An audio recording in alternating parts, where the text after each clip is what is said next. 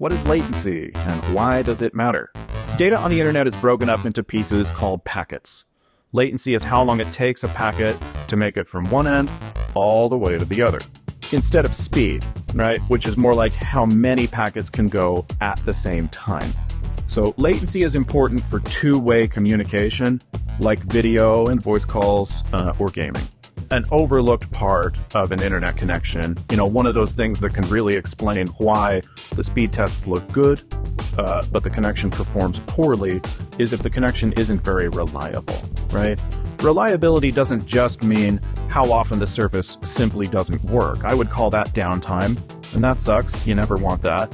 But what if you have a connection which, out of every 100 packets you transmit, it loses one, right? That'd be 1% packet loss.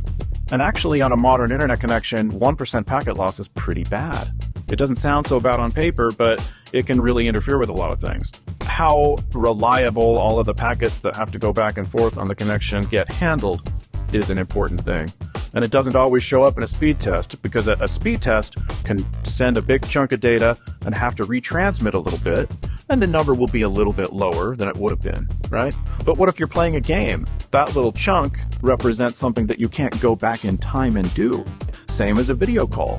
It misses you saying a sentence or showing something on your screen, and you can't go back in time and show that in a meeting.